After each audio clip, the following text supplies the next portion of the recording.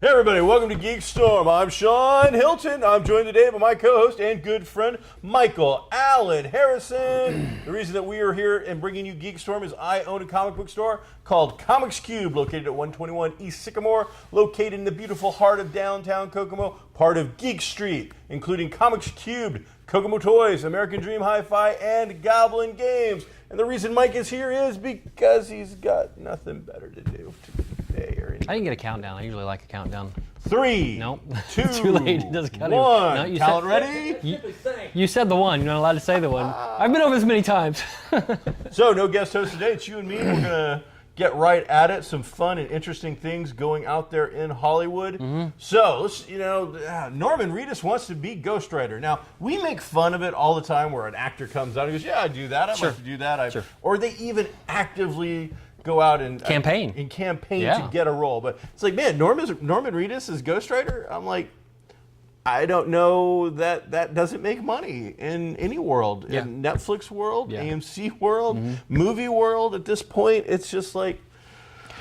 For me, it's 50-50, and this is all speculation, but it's 50-50 whether we see a Ghost Rider movie first or like a Netflix Ghost Rider first, because Netflix is really on the Marvel Knights kick. I think they found their niche where they're able to tell the darker stories, and telling a better, like an R-rated type of a Ghost Rider story would be a lot better than, a PG-13 movie.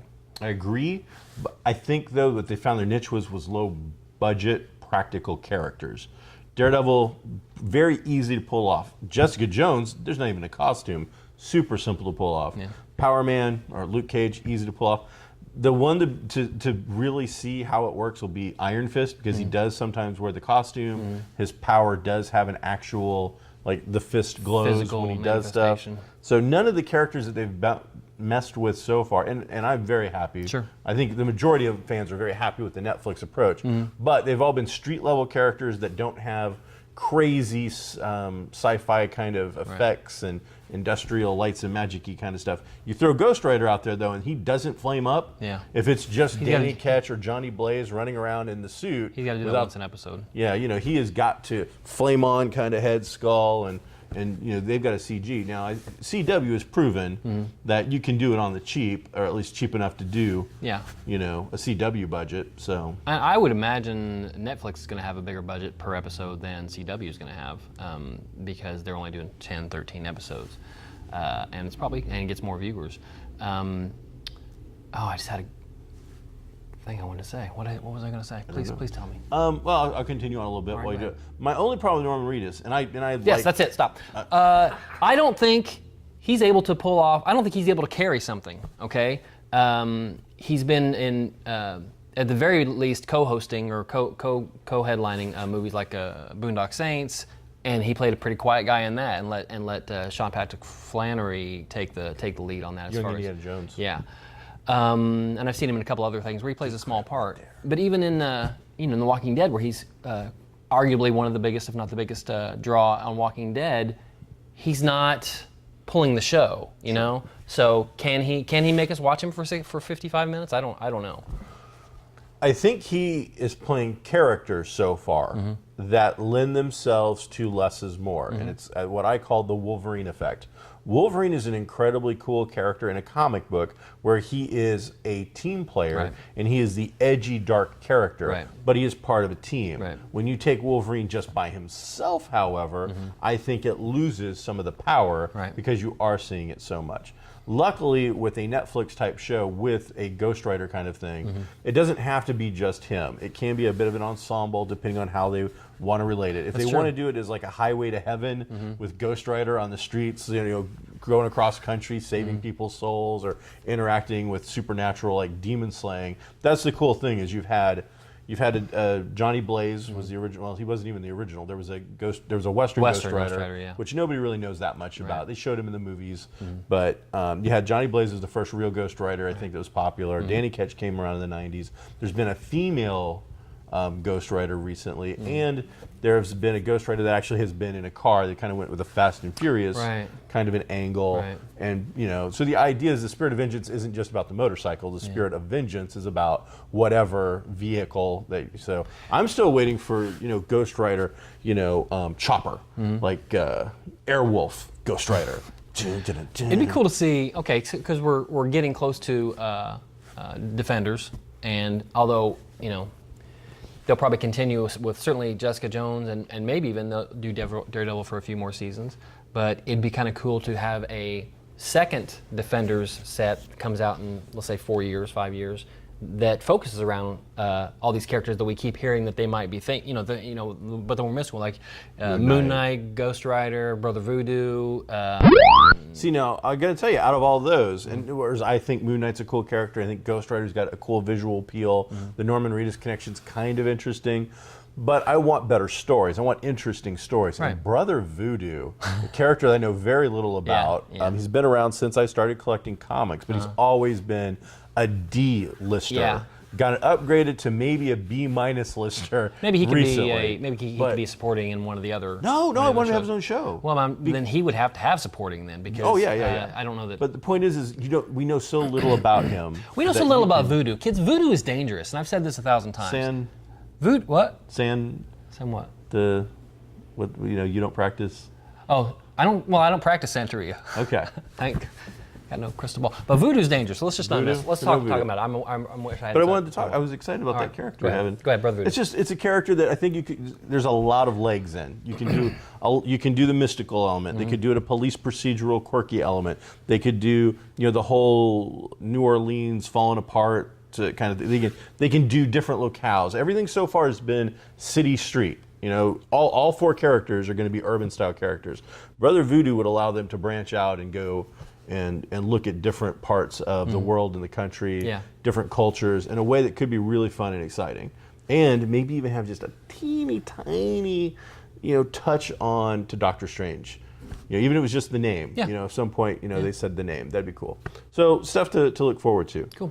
Now, you've got, because today, like so many days, we're being filmed at the best toy store in pretty much the entire Midwest. Yeah, easily. This is at Kokomo Toys, downtown Kokomo. People travel from all over the world to get here. And at some point, we need to do like a big pan out shot. Like walk around. Sometime. Not right now, because our producers. This is our time. When last week we had a tragedy and a member of your family disappeared, and we asked for a simple thing such as maybe we could put up a picture of the missing this missing possibly dead cat. Yeah. Could you help us out, guys, a little bit? What the heck? But no, they couldn't be bothered. Why is my cat possibly dead? He could. We don't That's know. baloney. It's a tragedy. So, maybe we could do a little pan out. I didn't send him a picture. It's my fault. Oh, well, he didn't ask for one. I'll say that. But they've got some amazing toys every day. But I know you've got a little person that's been in your life for a little while now, and he is heavily interested in. It's called Five Nights at Freddy's. Explain Five Nights at Freddy to the fans who might not know what a Five Nights at Freddy is. Because to me, when I first heard about it, I'm like, that sounds like some bad Cinemax show after dark kind of thing. Yeah, it sounds like something Tom Green would be in. Yes. But what is it? It's a video game for your phone app and for your iPad app, and I assume it's on PC as well. And I think I just heard they're making the transition to consoles, whatever, because it's becoming a big thing. But it's basically, the concept of it is a Chuck E. Cheese, a Chuck E. Cheese style restaurant with animatronic robots and things like that is haunted, and you are the night watchman. And your screen, all you're really looking at is your desk and different security monitors, because you're the security guard at this place overnight. Okay, at a Chuck E. Cheese. At a Chuck E. Cheese. Because they need a security guard at a Chuck E. Cheese. Well, yeah. All right. So basically, you're watching to see where these animatronics come to life, and you try to get away from them. And then when you die is when they finally do find you, and they do what's called a jump scare. It fills the screen with. Gotcha. Yeah. And there are different characters and whatnot. And it's a big deal, apparently, with kids. Kids love it. And but it's one of those things where I'm old. Right. And you're old. Right. Because when I first started hearing about it, I didn't get it. I don't understand it. Kids, and they're not just into it, they're really excited. They're playing it, they want toys, they want t-shirts, they want to talk about it. They're making their own little YouTube kind of films based on Five Nights at Freddy's, which is like 5NF is, if you see 5NF. FNF. FNF. That means. And it's even got a spin-off game called FNAF World, Five Nights at Freddy's World, in which you're playing on it looks it's very 8-bit, and it's you see a map of rooms like old Zork type rooms that you're going in and around until you get to an encounter, and then it comes up with the better screen and things like that. So and then you go back to the world and you're traveling around, very like Zelda or. That type So this is like a new big thing. This Yeah. is this little generation, whatever age group that is, Yeah. and it seems to be crossing from younger into tweens Yeah. for the most part. But this is a big deal to them, Yeah. and so it's a culture. It is culturally significant that when these kids get in their 20s, 30s, and 40s, Right. that Five Nights at Freddy's memorabilia is actually going to be something that they're going to want to get their hands back on. Right. So here at Kokomo Toys, they've just gotten a huge selection of articulated action figures featuring the best known characters from Five Nights at Freddy's. That's right. They are. Let's go right here. They are. They're interchangeable. The pieces come off. Each joint is. You can take the arm off, the forearm off. So you could take Freddy's arm and put it on Chica's arm, and switch them around, things like that. So you've got Freddy, Chica. You've got. I'm seeing a Foxy, a Chica, a Bonnie, and a Golden Freddy, Right. and like Night Action Crazy Freddy. Right. And these toys are also following the current trend that for each one you buy, there's a piece of a meta figure that you get. So if you buy all 5 of Metafigures, these, so you just used the word that you need to define. I made that up. Oh! I made it up just then, now. Then you definitely need to define it. Okay, let's say in this one, there's a character called Springtrap that is not available as one of these for purchase, but his head and body are in this one when you buy Foxy. Then say when you buy Bonnie, you get his arm. When you buy Freddy, you get his leg, whatever. So once you buy all 5 figures, you have the 6th figure. So what they're doing is, remember back in the day when we were kids, you got to get 5 proof of purchases Right. from your figures. Right. You mailed them in, Yeah. and then what felt like 2 years later, Right. you got in a really crappy figure that you were always unimpressed with. Right. That looked so much cooler on the back. Yeah. There was never a spring-loaded Boba Fett, I can tell you that. It was always like Ghost Anakin or Right. Ghost somebody. Right. But so what they're doing is they're building the 5 purchase thing directly into the figure. You buy the figure, you open it up, you get a new figure once you've done your 5. And Marvel's been doing this for a while at like Walmart. Oh and yeah, things like Build-A-Figures. Yeah, that's what it is. Build-A-Figure. I said Super Metafigure. popular. Yeah. And So we bought a couple of them yesterday. My girlfriend Casey and her young son Kyan came to town, and this is one of his favorite places to come. Like most out-of-towners, they come right here, go to the comic shop, and we got a couple of them. And he's wild about them. He really likes them. They are interchangeable, and some of them have additional accessories, things like that. But they seem to be, from what you were telling me, they're not. I mean, you could play with them, but they're basically meant more for put them together and then stand them up for scenes, Right. so you can take a picture or a snapshot. But if you play with them too much, Right. because of the way the interchangeable feature works, like the arm could just come right off if you're not careful. If you take them out of the package and start going all Michael Richards on Fridays, doing army things and things like that, they're going to fall apart because they do come apart. They're interchangeable. These are much more for display, I would say. You can play with them, but much more for gentle play than Gotcha. than Now, one of the reasons I think that these could end up being more collectible in the future than we are is because some of the packaging. Oh, okay. This packaging just amuses me. So right on the front, it says articulated action figure. Action figure means that I would believe it's a figure that I can do action-y stuff with and play with. Right. Yet on the back it says not a toy. Not only does it say it's not a toy, Mike, but as you pointed out, 3 different languages to tell me it's not a toy. But yet again on the front, it says action figure. Articulated action figure. So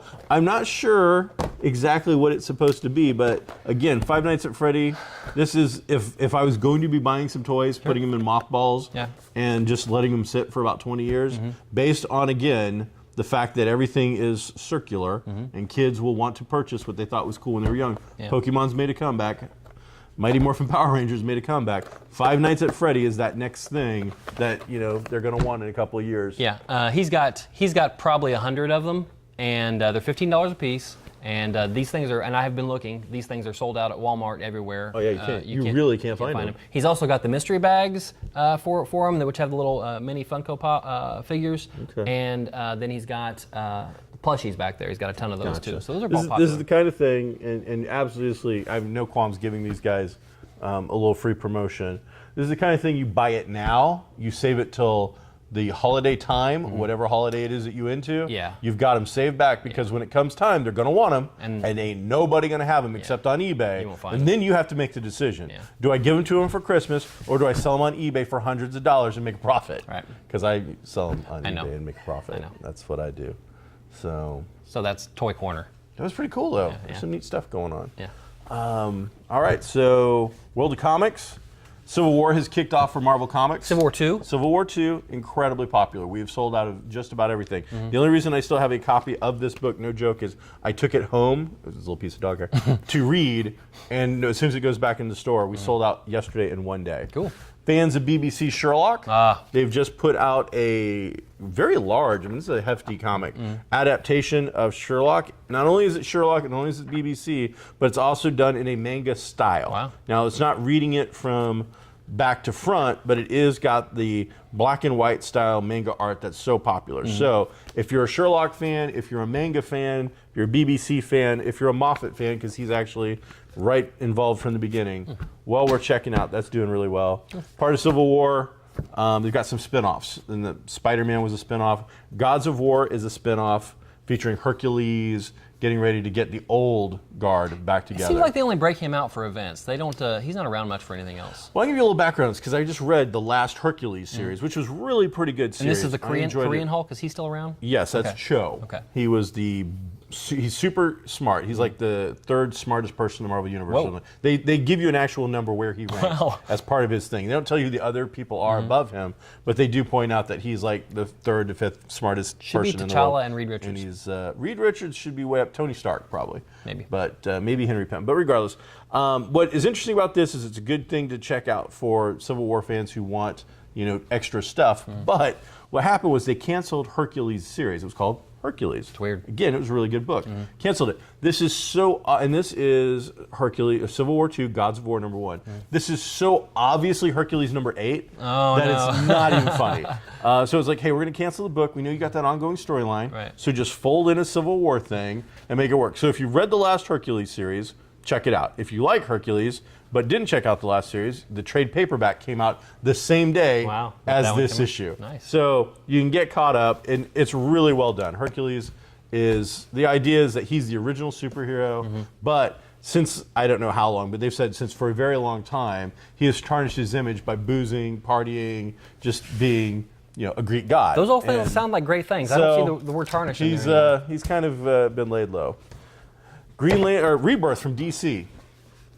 Rebirth from DC is selling out nationwide. Every single book, every copy. I've got a couple of Green Lanterns left. Detective Comics sold out in less than an hour. There's one copy left because, again, I took it home to read. right. It goes back to the store today, it goes on the shelf, gone instantly. discount? Oh, hell no. At This point, I put it in a That bag book and a is board used. and I charge more. I'm not joking. I went to reorder, get some more copies in. Yeah. By 1 o'clock in the afternoon yesterday, comics came out officially yesterday, Wednesday, sold out from the company, can't get any more. Action Comics, sold out. There's a copy, going on the shelf. Wonder Woman, nearly sold out. Aquaman, Flash, so all of their big heavy hitters coming out with these rebirth issues. And then next week, we get the first issues of several of the ongoing series. So next week, we get Batman #1, we get Superman #1. So they're there's doubling gonna up on be- the #1s. Yeah, they're by going to be doing- big. They're doing the And- Rebirth one and then the actual title one. Yes, the Rebirth acts as your jump on point. Right. So if you wanted to learn a little bit about the character, Rebirth is where you want to go. Okay. All right, this is and again, it's sold out. I mean, it's crazy. The last couple of weeks at the store have been nuts. Good. Good for you. Good problems to have, but I hate selling out because I hate people not, Right. coming in and then being disappointed. Right. This here may be the comic of the week, Mike. Okay. Wacky Racers. Do you remember Hanna-Barbera's? I remember Wacky Racers. Yogi Berra, the Hoagie, Yogi Bear's team. Say and all Yogi them. again. Yogi? All right, go ahead. Run around, and they had the silly races, and it'd be like, we're going to Sure. Mogo Island today, right, and the island theme, and Dick Dastardly would cheat. Sure. Now, take that theme, add in Mad Max, Okay. the post-apocalypse, PG-13 to soft R rating, and that is the new Wacky Raceland with Hanna-Barbera's approval. Wow. This thing, now I won't go so far as to say it's adult. It is rated T, which is Teen Plus.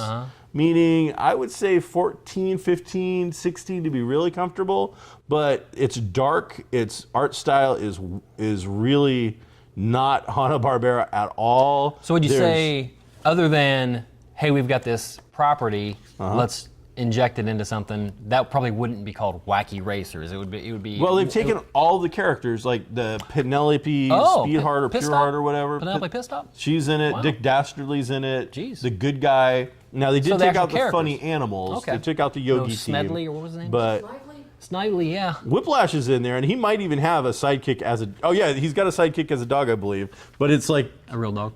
This horrible-looking mutant animal. All right, so it's a fun book. Yeah. Okay. But really, I mean, it's different. And then they did Scooby Apocalypse a week or two ago. Yeah, that's kind of cool stuff. I like that stuff. And then we'll skip Norman. Oh. For younger readers, tween readers, and female readers, I highly recommend Lumberjanes Gotham Academy #1. Lumberjanes is very popular. It is a crossover between companies. Lumberjanes is done by, I think, Boom, and it is done by Boom, and Gotham Academy is DC. Right. Gotham Academy being kind of a private school in Gotham for their kids, where Bruce supposedly went when he was a kid. Damian went there for like a day. I'm sure he could. And so this is a cool little crossover, well written. Lumberjanes is great. Gotham Academy is great. And then Goldie Vance is kind of a period piece, 1950s, 1960s, almost Nancy Drew-like, but so much cooler and hipper. Little girl or younger girl who works, father owns or works at a hotel, and she does hotel stuff. So like helping out, finding mysteries and stuff like that. And it's 5-issue mini, so this is issue 3. Cool.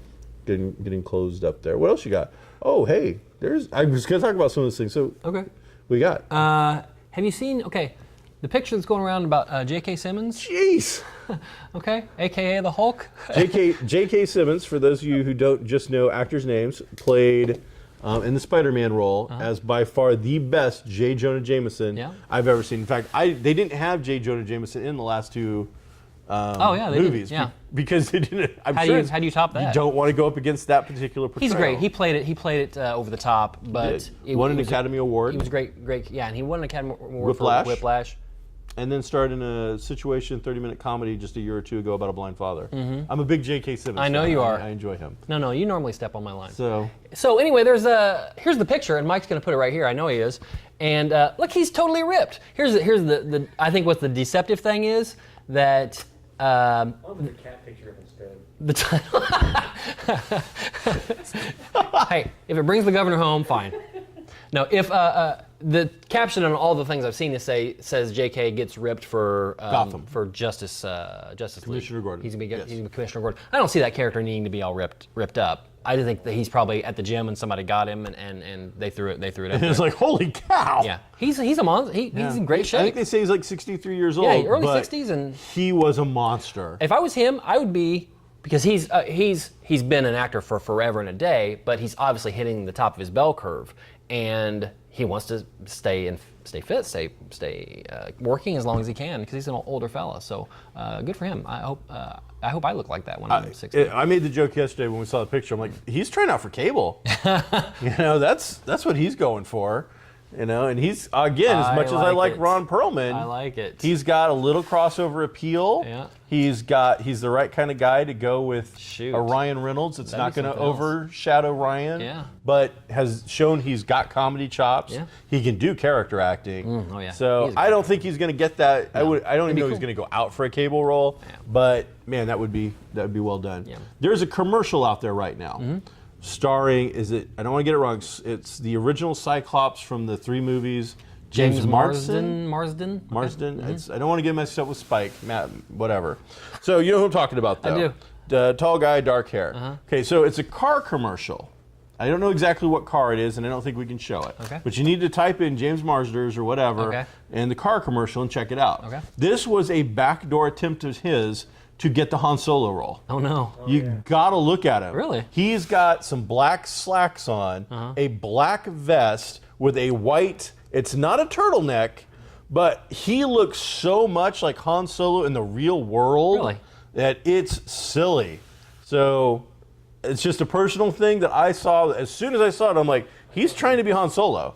And there's no reason for him to do this commercial. Yeah. So it's almost like I would almost imagine somebody contacts me and goes, I don't want to do your commercial. Wait a second, I'll do your commercial for A, I get the car, and B, I get to have my team do the wardrobe and makeup. I don't see him turning him down much. He's not like he's super busy or anything. I don't know, but you got to check out this I will. commercial. I will. What else you got there? Oh, that's the second thing. Good number 2. Number 2? Yeah. The Killing Joke? Yeah. Really? Okay, go ahead. So, Killing Joke is one of the most popular Joker stories. Absolutely. Came out in the very late 80s. I want to say around 89. Brian Boland? Alan Moore. And it's funny because I keep seeing Brian Boland's name placed above Alan Moore. And I think it's because Alan Moore has incensed DC so much that perhaps they're like changing it. Usually the credits go writer artist. Yeah. And now all of a sudden Brian Boland, who was an amazing artist on this one-shot Joker story, wonder how it was on which the- kind of tells you an origin story of the Joker, but kind of doesn't. Yeah. But regardless, it's the biggest DC animated film coming out. Right. I have, and I think a lot of fans have more built-up anticipation for the Killing Joke animated show than we had for Batman versus Superman. That may be true. And the talent that is behind the Killing Joke, with Mark Hamill returning as the Joker, Yeah. and Kevin Conroy, who is retired from playing Batman, coming back to play both voice actors, both having retired from those roles. Mark Hamill came out and said, I don't want to do the Joker role anymore. It's been awesome, but it's time. I'm going to let it go. Let somebody. Kevin Conroy, who is the voice of Batman. He is. Some people would actually say in the rankings of the best Batman that in theatrical versions even that he is the best. He retired. They both came back because this is such a pivotal movie. But what's even more exciting about this movie being awesome is Fathom is going to release it at actual theaters for one night. So I don't know the exact date. Did you know the date? I don't. Check it out. Fathom's going to play. It's going to play twice in one night. It's like 7 o'clock and 9:30 or 10, something like that. I would imagine ours will be Noblesville because they have that really great theater and they do those kind of events. They do. Unfortunately, AMC in Kokomo doesn't seem to want to do those events, doesn't get okayed to do those events. Killing Joke, Fathom events. I'm going to try to get a ticket. I would imagine that if you're in town, we'll try to go and hit that. I'm excited. That'd be cool. Hey, what else you got? I got all the stuff I want to talk about. Oh, that's cool too. Man, you got some cool stuff over there. Hey, look what I got in the mail. Oh, right, go ahead. That's like creepy eyeballs. It's creepy. So this is a company called Mysterious Package Company kind of thing. They're out of Canada, and they're kind of like a Loot Crate kind of a situation, but not really. What they do is they do mysteries and stuff through the mail.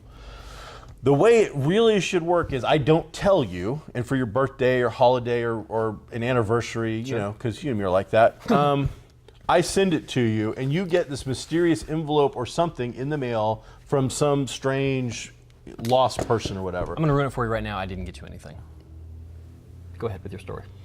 And so you open it up, and it comes out, and it gives you some like, hey, over the next couple of weeks, I'm going to be sending you some stuff. These secret files have got to escape the government. We've been involved in stuff. You're the lost ancestor of blah, blah, blah. And then in the next couple of months, you'll get another thing with more clues. It's a mystery role play, basically. Yes. Okay. Except it's all paper and stuff. Cool. So this is one that they do that's like a quarterly called Curios and Conundrums. It's like a newspaper kind of a thing. And it usually has little mysteries and fun stuff in it. Oh, so on the back was like some closed eyeballs. Right. You get to think. Look at that, Mike. More. Open eyeballs. Oh, yeah. So what is in the Curios and Conundrums I set? can only It's imagine. pretty big. Usually it's not nearly as big as all this. Oh, holy crow. There's a lot of stuff. Woo! So every one of them has a newspaper. Oh. Now, what's interesting about the newspaper is that the newspaper is filled with stories and articles, but in the stories and articles, and it's not like cheesily done, Right. there's like mysteries and stuff. So if you can piece all the clues together, you can kind of figure out there's deeper meanings. Have you completed to some one of of the these stuff. before? I have not. I've gotten a couple, but quite frankly, these are really in depth. You've It got to is. really take That's a a lot whole of newspaper. time to really think about the little things and how they work. But I have read the articles themselves and have seen, just very quickly that some of them are obviously going together to do some stuff. This one doesn't have an article about a store that closed 30 years ago. That's weird. Go ahead. There's, I don't know what the button called Patsy's about, but I'm going to guess it goes with one of the stories. There's some kind of glass eyeball thing looking thing. I'm going to guess that goes with one of the stories. Nightmare Abbey, it's a sticker, which is probably an advertisement in the paper. Gormanost and Lumellas, so some interesting. I don't speak. German. stuff. There is. So there's stickers, there's things, you figure it out, and you get the satisfaction of. Looks like there's actually a little game this time. Mysterious Package Company game. Figuring something out. So that's kind of cool. There's a flag. Yeah. For the home conspiracy theory kit.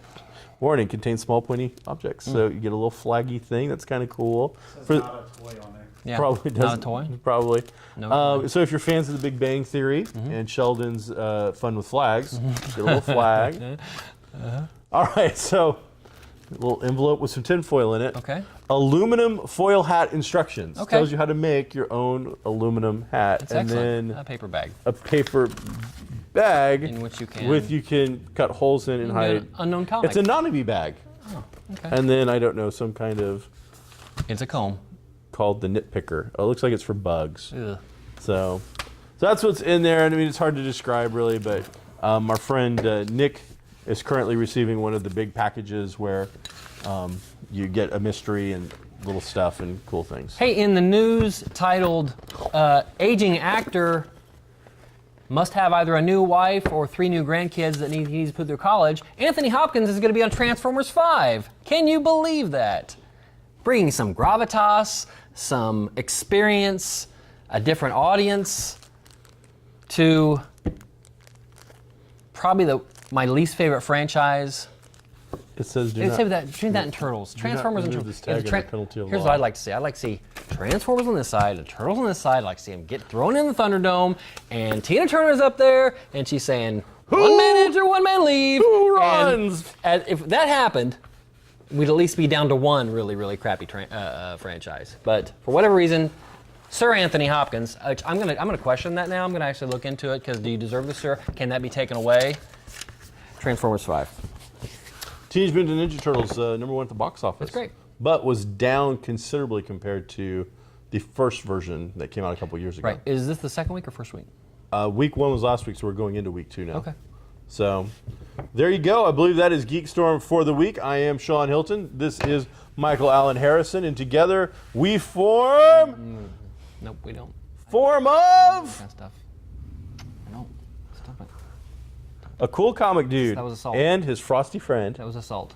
We'll catch you next time. Be groovy, folks.